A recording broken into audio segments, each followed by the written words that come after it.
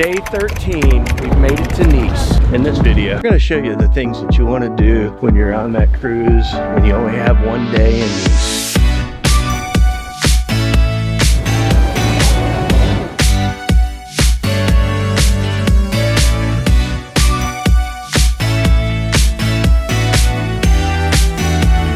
Hey you guys, thanks for joining us on another journey. Today, we're in France. Etze. If you're new to the channel, this is April. Bonjour. And I'm Wayne. Hit that subscribe button and smash that bell. Sit back, relax, and enjoy the journey. We left port and caught an Uber up to Etze. It's Easy E. We're not really sure how to pronounce it, but we think it's Etze. Etze. And so we're gonna go make it to the old village.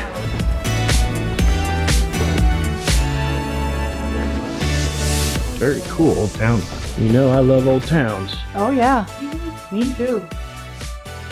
What do you think about walking around the old village? Oh, it's incredible. This is the coolest old village that I've been in. I don't even know of another one that's cooler than this so far. But of course, you know, when you put yourself on the spot, you can't remember them. Yeah. Along with the ramparts and the castle, the postern was an essential part of the defensive equipment of Etze village. In the mid-16th century, the House of Savoy, alongside Charles V, was at war against Francois I and his Turkish ally, Suleiman the Magnificent. This structure, comprising a double door protected by two towers and a drawbridge, did not resist the onslaught of the Franco-Turkish troops. The Moors passed through this gateway to invade the village in the year 900, at a time when they were busy laying waste to the whole of Provence and Liguria. They occupied the village for more than 70 years until its liberation by William I, Count of Provence.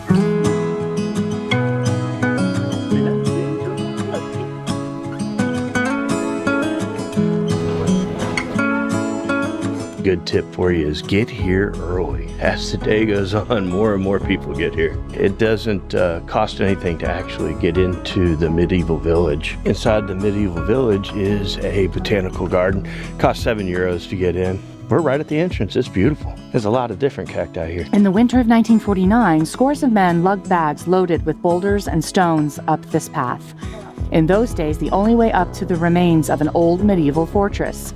It is here, amidst this arid landscape facing an exceptional panorama, that Mayor René Gianton decided to create a garden with the cooperation of Jean Gustald, the father of the exotic garden in Monaco. Terraces were set up, beds traced, and rock work arrangements made. Countless plants, agaves, aloes, and cacti were planted, some of which were still very young, others fully grown. Amongst the latter, a crown of thorns was 130 years old and weighed nearly half a ton. This first stage of the project turned out so successful, it was soon followed by a second. The garden grew rich with numerous new varieties. In winter of 2004, the Garden of Etze was improved with additional ornaments and equipment.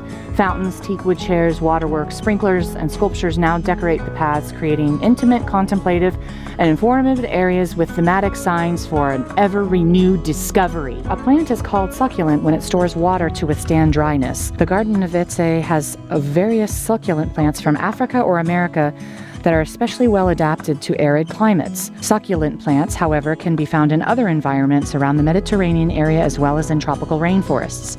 The water is stored in the fleshy parts with pulpy or fibrous tissues, particularly leaves and stems.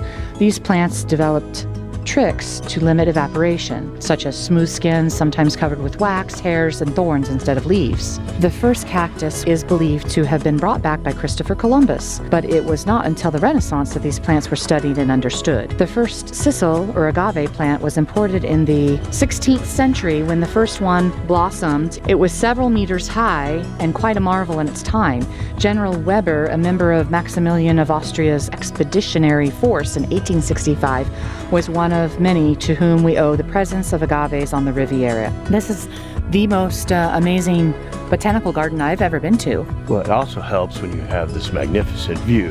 Yes. The only downside to the botanical garden is there is a lot of stairs. Water, a most precious treasure. The water which runs in the village and the mists of fragrances created by the perfumer tend to make us believe that there must be a spring nearby. Such is not the case. Water is, on the contrary, scarce and precious in Etse. For ages, inhabitants either had to carry water up from the fountain on the backs of men, children, or mules from the lower village next to the road, or draw it from one of the 2 rainwater cisterns. In 1930, Sam Barlow, an American composer, financed construction of the fountain for the use and well-being of all. The water originally came from the canal of Basse-Cornice and was pumped up to the village of Etse. This system prevailed until 1952, when Etse was at last hooked up to running water.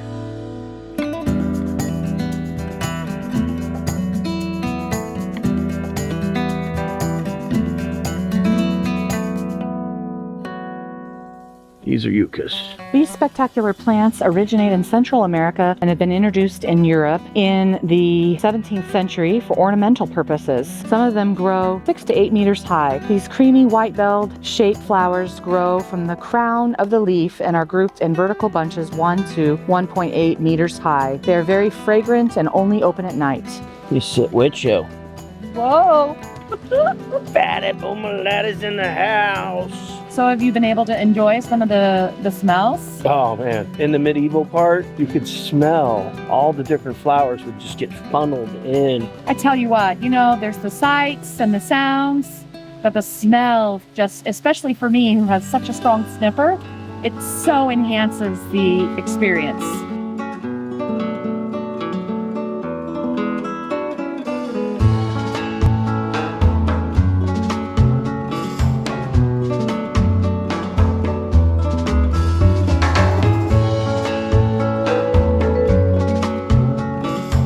Our mountain landscapes, with coastal roads winding through steep cliffs, impressed many visitors and inspired scores of riders. For George Sand in 1868, he says, "It is a most breathtaking road landscape, the most accomplished, a state-of-the-art achievement." In the 1950s and 60s, these coastal roads were often used as backgrounds for many TV shows and major feature films, like Alfred Hitchcock's To Catch a Thief, starring Grace Kelly and Cary Grant. That's a good one. The Church of Etse Village is a basic, pure volume. It was built by the architect Antonio Spinelli from 1764 to 1778. The bell tower has a blue clock, a more recent add-on which evokes the Virgin Mary. The almost classical outside appearance contrasts with the Baroque interior. The superimposed orange tile roofs help understand the topography of Etse Village.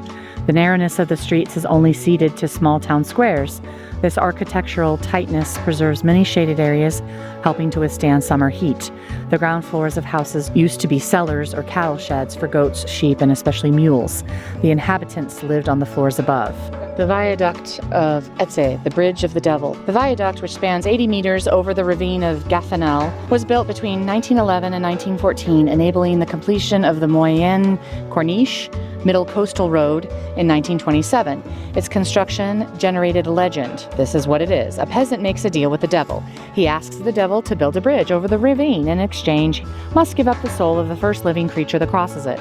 A peasant has an awful sleepless night, tormented at the idea of sacrificing an innocent victim. In his early morning, he walks down the road and falls upon a magnificent solid stone bridge with 8 arches. But on the other side, the devil claims his due. The shepherd then suddenly picks up a stick and throws it across the bridge. His dog rushes to catch it, losing his soul in the process. The devil, furious being tricked, walks away, swearing nobody would ever cheat him again. We were able to get on the city bus back into Nice from Etse. We thought it was €1.50, but or €1.50, but she just let us on. We're not sure if we were supposed to have some kind of pass or a app or what. We're going back to town on the bus.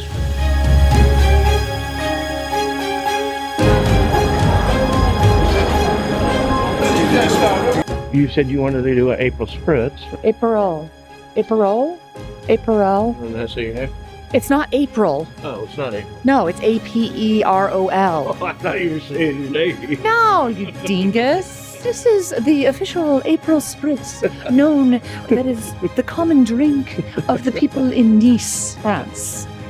After yours truly, April. I just love seeing the quintessential Francais, French, the bread, fresh bread in their cloth bag, or fresh flowers, The fresh produce. They've gone to the market on Saturday for the week. Love it. April found heaven. It She looks beautiful. loves raspberries. And then you add sugary goodness on top of it, even better. This pizza looks yum, though. Right? How is it? Different. It's like garlic bread. Good, huh? Fresh mushrooms. Bread, of course, is divine. So let's see what you got here.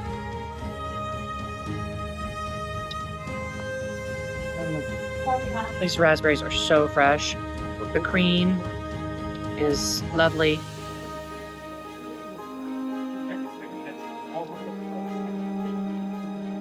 The tart of the raspberry and the lightness, the light of the cream. It's just a little bit of sugar. That's perfect. All right, I need a second bite. Okay. Wow, wings going in again. This is momentous, folks. I never go in for a second one. I like the fact that they use wooden spoons and forks and knives. They don't have any of the plastic stuff. In fact, I have seen very little plastic other than the bottles.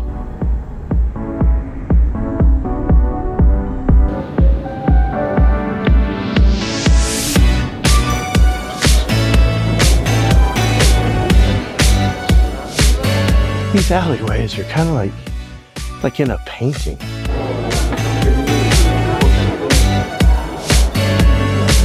You know you gotta try a bar that's named Wayne's Place. Well, Wayne's Bar. We're in Nice at my place. Wayne's Bar. And we're gonna try April's drink. Wayne's Place and April's drink. Spritz. We're such dorks. Cheers.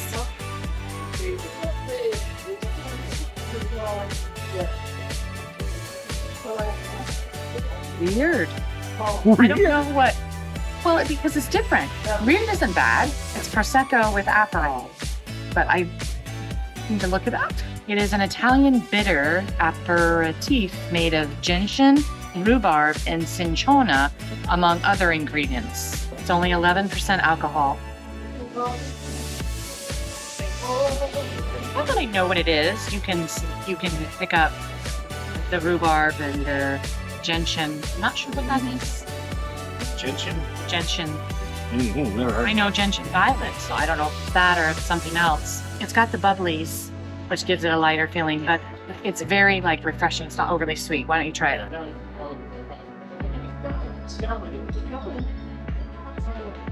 What? What do you not like about it? Grapefruit. No, it doesn't. No, it is not that acidic. Not at all. Oh no, it's not a flavor I like. Did you already have beer? Yes, I had beer. It was weird at first, but I didn't know what to expect. Not that it was bad weird, it was just, We want to thank you guys for watching our video all the way to the end. If you would, hit that subscribe button, share it with a friend, and like always, thank you for living life.